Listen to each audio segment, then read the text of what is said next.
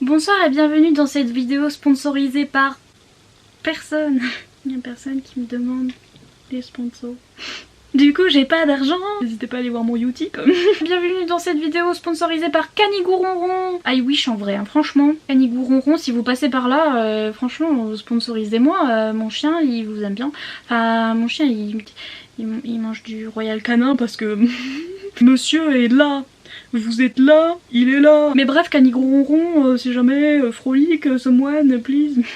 Sponsor me, mon chien a faim. Il mange beaucoup d'ailleurs, hein, pour un petit truc. Le truc, il est comme ça, il fait que de manger. Un peu comme moi. Enfin bref, bienvenue dans cette vidéo.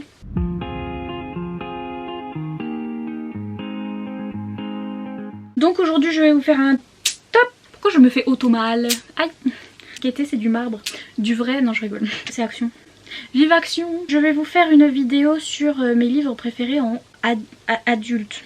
Adulte. C'est du new adulte. New adulte normalement c'est les gens qui ont entre 19 et 23 ou un truc comme ça. C'est les livres on sait pas où les classer mais je les aime quand même et c'est pas des young adultes. Donc je peux pas dire que c'est des young adultes.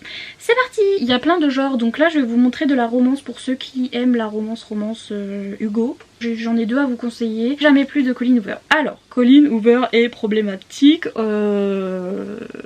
Tic tic tic. Faudrait que je relise. Mais en même temps j'ai pas envie de chialer ma vie. C'est un problème. Faudrait que je relise ces romances. À ce qui paraît November 9 à fond la caisse problématique. Et maintenant quand j'y réfléchis, le peu que je m'en souviens, je suis ah ils ont peut-être raison. Mais en attendant celui-là je le trouve super. Et je pense que c'est le moins problématique et c'est le meilleur de ses livres. Et il est très important. Il aborde un sujet très important. Je veux jamais dire qui que quoi dont où. Si vous avez été spoilé, I'm sorry. Mais moi je suis entrée dedans... j'ai vu de la lumière, je suis rentrée, je savais rien en fait, j'ai vu cette belle couverture chez Casino et j'ai fait oh mais c'est trop beau et en plus c'est du Colleen Hoover, j'avais déjà lu des Colleen Hoover, j'avais déjà bien aimé et j'étais ah. Le résumé on dit pas tant que ça mais tant mieux, j'ai commencé à le lire. J'étais oh tout à coup voilà je me suis mise à la place du personnage principal, j'étais voilà tranquille, une jeune femme qui travaille dans un magasin de fleurs et tout, qui galère à voilà à faire marcher son petit magasin, elle se fait des amis, voilà elle déménage gna gna gna, elle tombe amoureuse, j'étais amoureuse aussi, j'étais et tout à coup les choses partent en cacahuète, je vous dirai pas pourquoi. C'est très bien écrit dans le sens où vous comprenez tout ce qu'elle fait et vous comprenez ses sentiments parce que vous avez les mêmes et vous êtes là, oh, mon dieu mais qu'est-ce qui se passe ah. J'ai pleuré toutes les larmes de mon corps, j'en pouvais plus. Je suis toujours dans un état d'esprit où il faut pas être à la fin. Donc c'est à dire vous devez être énervé contre certaines personnes et vous devez détester certaines personnes et c'était pas le cas. Et je voulais que ça se finisse autrement même si c'était horrible et je voulais... La note de l'autrice à la fin montre que voilà dans sa famille et tout elle a vécu ce genre de choses donc elle s'y connaît et... C'était super touchant la note à la fin et vraiment ce livre est très important. C'est un de mes livres préférés et il faudrait que je le relise pour voir si vraiment il n'est pas voilà, problématique ni rien. Mais je pense que c'est un de ses meilleurs livres et je pense que vous pouvez y aller les yeux fermés sauf si vous êtes trigger par certaines choses. S'il y a certaines choses que vous aimez pas lire dans les livres et qui... Enfin c'est pas que vous aimez pas mais qui vraiment vous provoquent des émotions ou vous mettent pas bien. N'hésitez pas à aller avant sur Goodreads et à regarder les trigger warnings et à voir si vraiment c'est un truc qui vous touche personnellement. Ne lisez pas mais sinon voilà ces livres sont importants donc j'adore le mentionner et dire aux gens de le lire parce que vraiment c'est important. Ensuite si vous aimez les romances, il y a les romances de Brittany Setcheri. J'adore le turquoise. Ils sont vraiment bien, elle écrit trop bien. J'ai adoré ce tome 3, la saga des éléments, donc il y en a 4 je crois, j'ai pas encore lu le 4 mais la saga des éléments est super bien, j'ai adoré le 1. Le 2, j'ai pas trop de souvenirs mais je m'en souviens que je l'ai bien aimé aussi et ce tome 3 je l'ai adoré aussi. Je crois que c'était une jeune fille... qui a perdu sa voix, oui, qui ne parle plus et qui surtout reste enfermée chez elle et j'étais relate. Elle fait que de lire des romances, elle a des grandes bibliothèques et tout, j'étais là ah. Moi et elle est amie d'enfance avec le garçon du livre et voilà c'est une très belle histoire entre les deux et c'est des trop belles histoires d'amour les Brittany Setcheri, c'est vraiment... J'ai pas lu son dernier, faudrait que je le lise d'ailleurs, Behind the Bars ou je sais plus. Et elle écrit super bien, c'est une autrice de couleur donc elle est noire et encore plus de raisons de la supporter, enfin je dis support parce que en anglais, de l'aider, d'acheter ses livres. Pareil pour celle-là, des scènes olé olé, il y en a un peu, mais c'est pas centré sur ça, voilà. Là c'est plus centré sur des sujets un petit peu forts et tout, voilà, ça va vous faire un petit peu pleurer. Voilà, il y a quelques scènes comme ça parce que c'est du new adulte, donc c'est des adultes forcément, voilà, ça se passe. Mais vraiment, j'adore ces romances, donc si jamais vous aimez bien ce genre de choses. Un roman que je ne sais pas classer mais que je vous montre à chaque fois les gens sont là. Tu nous énerves, il est en VO, on le veut en VF et je suis là, désolée. Strange Grace.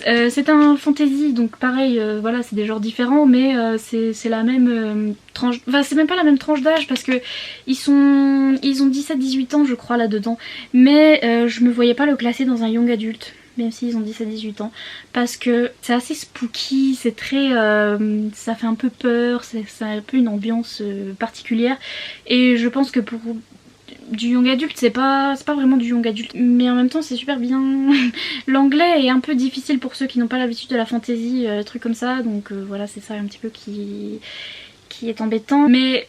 Je pense qu'on peut y arriver parce que même moi voilà au début je pense que c'était mon cerveau il était débranché, j'étais en mode je savais plus l'anglais. J'ai quand même persisté et au bout d'un moment vous comprenez quand même. Si vous voulez vraiment lire un livre, je pense que c'est le bon moyen pour commencer la VO. Si vous voulez vraiment le lire, si vous êtes vraiment à fond, vous vous dites ah ça c'est un livre pour moi mais vraiment...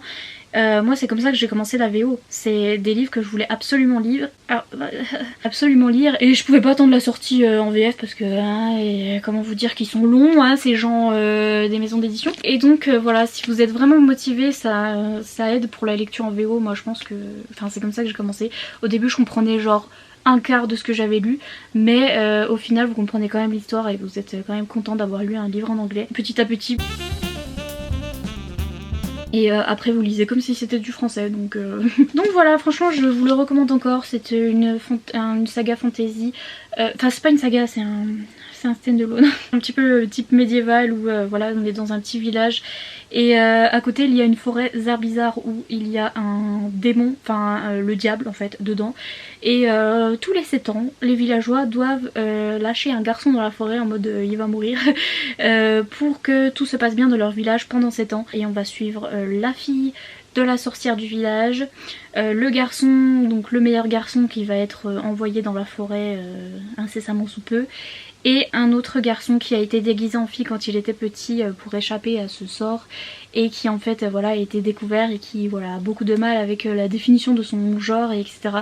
Et qui veut donc aller lui dans la forêt pour prouver qu'il est bien un garçon et c'est bien le meilleur garçon parce qu'ils doivent envoyer le meilleur garçon du village. 3 personnages, romance polyamoreuse. L'autrice fait partie de la communauté LGBT, elle est lesbienne et encore une raison de plus pour acheter ses livres, et vraiment il est super beau et...